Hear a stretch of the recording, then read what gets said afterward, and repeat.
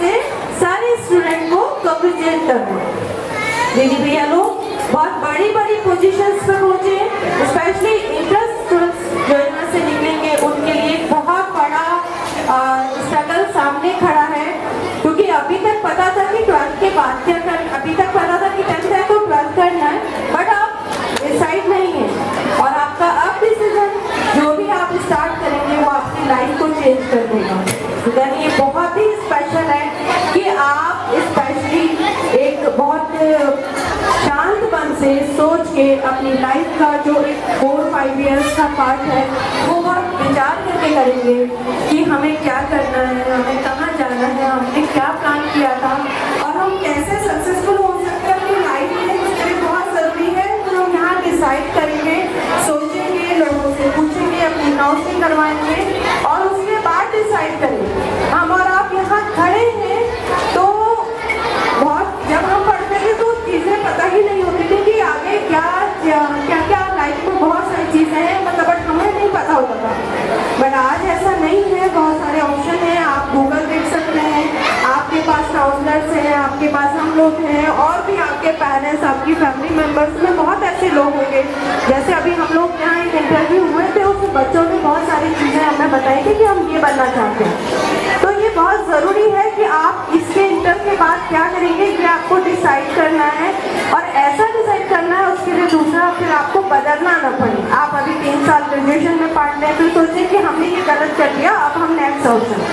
तो लाइफ में ये जो ईयर हैं आपके बहुत इम्पॉर्टेंट हैं। बहुत बहुत बधाई के साथ मार्क्स सही में एक मार्कशीट का एक पार्ट होता है, जो मार्क्स हमारी लाइफ में है ये बहुत इंपॉर्टेंट नहीं होते, क्योंकि स्ट्रगल अब जो होगा वो हर एक एग्जाम भी होगा आपके लिए। आपका आचरण, आपका लोगों के बीच में जाना, लोगों से इंटरेक्ट करना, वो आपका क्या पार्ट रहता है, आप किस तरीके से आप बहुत बड़ी पोजीशन में पहुंचते हैं तो भी आपके रिएक्शंस कैसे रहते हैं, आपके वर्किंग स्टाइल कैसे रहती है, वो आपका जो बचपन से अभी तक की स्कूलिंग रही होगी, आपका जैसा एटमॉस्फेयर घर का रहा होगा, विद्यालय का रहा होगा, जो यहाँ सारी चीज़ें बताई गई हैं इसकी वैल्यू अब आपको धीरे धीरे मुझे लगता है पता चलेगी। ये सारी चीज़ों के लिए अब आप धीरे धीरे आपको छोटी छोटी बातें जब याद आएंगी कि हम ऐसे बोले थे, मैम ने ऐसे बोला, उन मैम ने ऐसे बोला था, तो हमने उस वक्त हम उसको ऑब्जर्व करेंगे और हम अपनी लाइफ में उसे लाने की कोशिश करेंगे।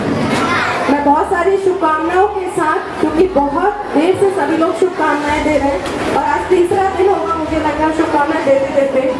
हो सकता है कि थोड़ा सा आप अपने मार्क्स से अनसेटिस्फाई हो, बट वो क्या है एक नए अगर आप टारगेट को चूज करना चाहते हैं तो बहुत ज़रूरी है हमें सोचना पड़ेगा कि हम कहाँ वीक हैं और हमें उस पर मेहनत करनी है। तो हम अपने उस जो वीकनेस है उसको ख़त्म करेंगे, हर चीज़ अचीव कर सकते हैं। अगर हम मन में ठान लें तो हम अचीव कर सकते हैं।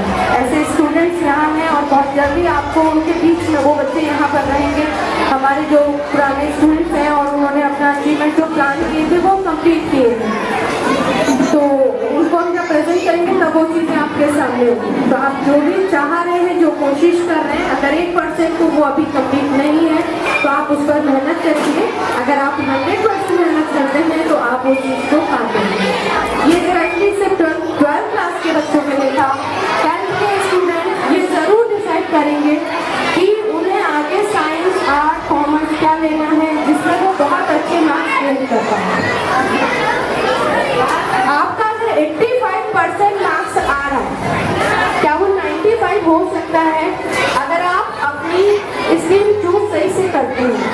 क्योंकि आप अपने आप को ऑब्जर्व करिए कि आप किस सब्जेक्ट में बहुत अच्छा प्रदर्शन कर सकते हैं। आप पूछ सकते हैं आकर के, आप बात कर सकते हैं, आप किसी अपने पैरेंटिंग कोई जो लोग आपको समझा पाए कि किस सब्जेक्ट की क्या वैल्यू ना समझ में आए तो विद्यालय में आके भी आप पूछ सकते हैं। आप पता करिए, उसके बाद ही डिसाइड करिए कि आपके लिए क्या वैल्यूबल है। बल्कि अभी अगर आप अपने सीनियर स्टूडेंट 12th क्लास के बच्चों से ये बात पूछेंगे तो वो ज़्यादा अच्छे से आपको अपने एक्सपीरियंस से बता पाएंगे कि हमने 10th में सोचा तो ये था, बट अगर हम शायद आर्ट्स ले लेते या हम कॉमर्स ले लेते तो हमारा जो डिसीजन होता वो ज़्यादा बेटर होता। अभी देखिए प्रज्ञा दीदी है आपके बीच में, आर्ट्स में मार्क्स लाना बहुत आसान नहीं होता, क्योंकि हम लोग को लगता है कि आर्ट्स का सब्जेक्ट ऐसा नहीं है जिसमें मार्क्स बहुत आसानी से आ जाते हैं, ऐसा हमें लगता है, हमारे आपके मार्क्स आना आसान नहीं है, क्योंकि वो थ्योरिकल सब्जेक्ट है और थ्योरिकल सब्जेक्ट में आप मैक्सिमम जितना लिखेंगे, अपने सब्जेक्ट को जितना क्लियरिफाई कर पाएंगे, उसी में आपके मार्क्स आएंगे। आप साइंस के स्टूडेंट्स हैं, आपने एक क्वेश्चन सॉल्व कर दिया, आपके मार्क्स आ गए, क्योंकि 10 आउट ऑफ 10 का वो क्वेश्चन होगा और एक 2 लाइन 3 लाइन का अगर उसकी कैलकुलेशन होगी और आपने अच्छे से कर दी, क्योंकि आप उस सब्जेक्ट में अच्छे हैं, तो वो मार्क्स आपके पूरे आ जाएंगे। बट आर्ट्स में ऐसा नहीं है। आपका अगर वो 10 मार्क्स का क्वेश्चन है तो मिनिमम वो 6-7 पेजेस तक उसका आंसर जाएगा। जब उसे आप बेटर एक्सप्लेनेशन दे पाएंगे, उसके अंदर जा पाएंगे, डीपली उसको स्टडी करेंगे, तब आपके मार्क्स वो 10 आउट ऑफ 10 आएंगे। तो आर्ट बेटर मतलब एक टॉप ऑप्शन होता है मार्किंग के लिए।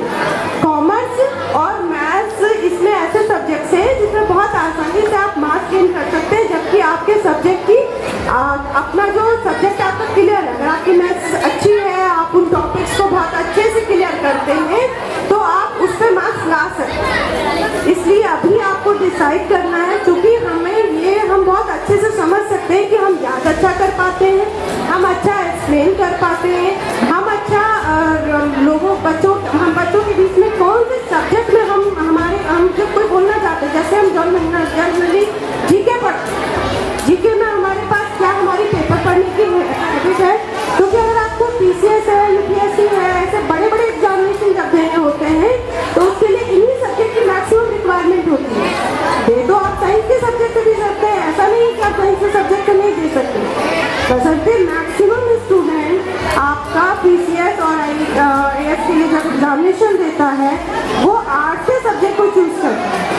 अभी आप ग्रेजुएशन स्टार्ट करेंगे, आपने ग्रेजुएशन में बीएससी ले ली, लेकिन आपको लगा कि ये बीएससी के मार्क्स तो अच्छे ही नहीं है, 55% 60%, तो उसकी कोई वैल्यू नहीं है और फिर आगे के लिए आपके टफ हो जाएंगे कंपटीशन। और तो बेटर है कि आप हमसे भी ले सकते हैं, बट और भी बहुत सारे लोग हैं जिनसे आप बात करके ये पता कर सकते हैं कि सब्जेक्ट की क्या वैल्यू है, आपको करना है क्या है। डिसाइड करने के बाद ही आप इस चीज़ को अपना निश्चित करें कि 11वीं क्लास में आपको क्या लेना है, जिससे आपके मैक्सिमम मार्क्स आ पाए, जिससे आप अपने लाइफ में स्ट्रगल को जो करना चाहते हैं, जो चूज करना चाह रहे हैं, उसमें आपका एक बहुत अच्छा रिस्पॉन्स आ पाए। उन्हीं सब्जेक्ट को चूज करिए, तो उसके लिए आप बात कर पाएंगे। ये 10th के स्टूडेंट्स के लिए है, क्योंकि मैं यहाँ पर मुझे ऐसा लगता है कि ये चीज़ें बच्चों को कभी कभी या बच्चे ऐसे ही जो पड़ोस में भैया ले रहे हैं, दीदी ले रहे हैं, या अपने साथ में फ्रेंड्स ले रही है, तो सब्जेक्ट को नहीं, मुझे भी साइंस पढ़ना है, या पेरेंट कह रहे हैं कि नहीं साइंस पढ़ना है, तो उनकी भी काउंसलिंग की जा सकती है। आप पेरेंट्स को विश्वास दिलाइए कि मैं साइंस से बेटर आर्ट्स में कर सकती हूँ। आप नीट के एग्जामिनेशन से बेटर आईपीएस का एग्जामिनेशन दे सकते हैं, हम बैंकिंग में बहुत अच्छा रिस्पॉन्स कर सकते हैं। अगर आप चाहेंगे तो पेरेंट्स से हम भी बात कर सकते हैं। इसके लिए आप डिसाइड करेंगे और ये सारे डिसीजन के बाद ही आप 11 क्लासेस को अपना ज्वाइन करेंगे। 1 साल बाद अभी 2-3 बच्चों की मेरे पास एप्लीकेशंस आई हैं कि मैम हमारा सब्जेक्ट बदल दीजिए, तो आप देखिए आपका 1 साल बर्बाद हो जाता है। जब आप पूरे साल आर्ट्स पढ़ते हैं या पूरे साल आप साइंस पढ़ते हैं, तो आर्ट्स का एक पार्ट आपका छूट जाता है। आपको 11th पास आउट होने के बाद ये पता चलता है कि आप गलत सब्जेक्ट चूज कर लिए हैं, आपका उससे पढ़ाई नहीं हो पा रही। तो 11th के बाद आप हमारे पास आते हैं, चूंकि ऑप्शन होता है तो हम लोग बदल देते हैं, बट ऑप्शन जो है आपका वो ठीक नहीं है। आप 1 साल अपना टाइम वेस्ट कर रहे हैं, तो वो प्लान अभी आप 10 दिन 5 दिन डिसाइड करें, पढ़ लें क्लासेस में बैठें, उसके बाद डिसाइड करें कि हमें क्या सब्जेक्ट लेना है, हमें क्या चूज करना है, जिससे कि हमें मैक्सिमम 4, 5, 6 ईयर से ऊपर इंटर के बाद आपके पास समय नहीं होना चाहिए आपकी लाइफ में सेटल होने के लिए। अगर सही मायने में हमें सेटल होना है तो 5 साल में हम अगर अभी से कोई डिसीजन लेते हैं तो मैक्सिमम 5 साल 6 साल में आप अपने किसी न किसी कंपटीशन को अचीव कर लेते हैं, जब 101% आप उसके साथ मेहनत करते हैं। तो 101% मेहनत करने के लिए अभी से डिसाइड करने की ज़रूरत है।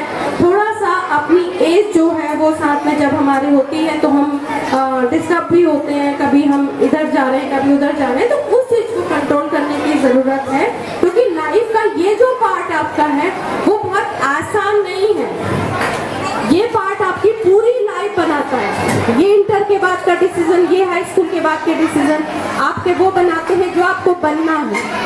अभी आपकी छोटी छोटी मिस्टेक्स, अभी आपको ऐसा लगता है कि हम स्कूलिंग लाइफ में हैं तो हमारा ये चूज करना है, हमारी स्कूलिंग लाइफ खत्म हो जाएगी। नेक्स्ट इंटर का स्टूडेंट अभी अगर मेरे सामने होगा तो वो ये सोचेगा कि स्कूलिंग लाइफ 1 साल बाद तो होगी नहीं, वो एंजॉयमेंट कहाँ से होगा, कैसे हम क्लास बंक करके वो बंक हमने किया है, कैसे अपने एक्सपीरियंस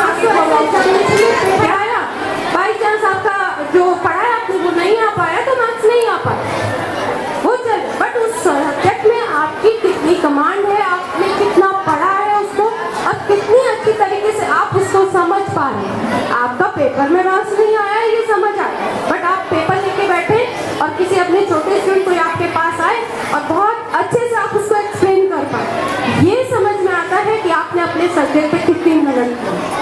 अभी हम इंटर के बच्चे को कह दें कि वो क्लास में चला जाए तो वो खुद ही नर्वस हो जाए तो इसका मतलब है आपने पढ़ा नहीं।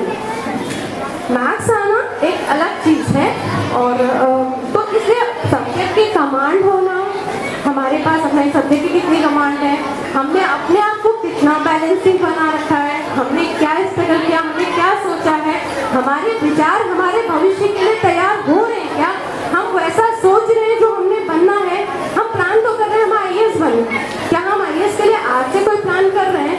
रोज बताया जाता है कि आपको न्यूज़पेपर पढ़ना है, क्या हम प्लान कर रहे हैं?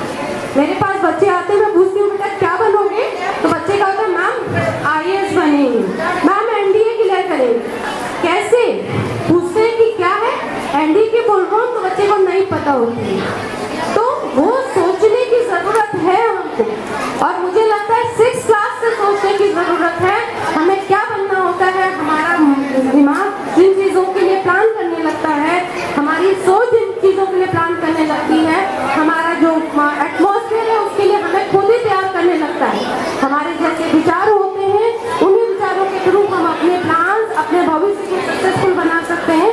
ये बहुत ज़रूरी है कि हमारी सोच, हमारी विचारधारा और हमारे जो एटमॉस्फेयर हम उसको कैसे प्लान करेंगे अपने विचारों के द्वारा।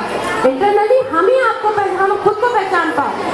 बहुत सारे ऐसे स्टूडेंट्स होंगे जिनके बारे में हमें कुछ भी नहीं पता होगा, वो बहुत कुछ उनके दिमाग में बहुत सारी उनकी चीज़ें चली हुई, बट वो खुद को तो पहचान रहा है, वो खुद को समझ रहा है वो किस लायक है। तो उसे वो समझने की ज़रूरत है कि अगर उसे सही मायने में कहीं मेहनत करनी है तो उसके लिए उसे पर्टिकुलरली अपने सब्जेक्ट पर मेहनत करने की ज़रूरत है, उस फील्ड में जाने की ज़रूरत है, उस फील्ड पर सोचने की ज़रूरत है। सुबह शाम उठते बैठते एक ही काम करना है, 5 साल 4 साल अपने भविष्य के अपने टारगेट को लेकर फोकस करना है।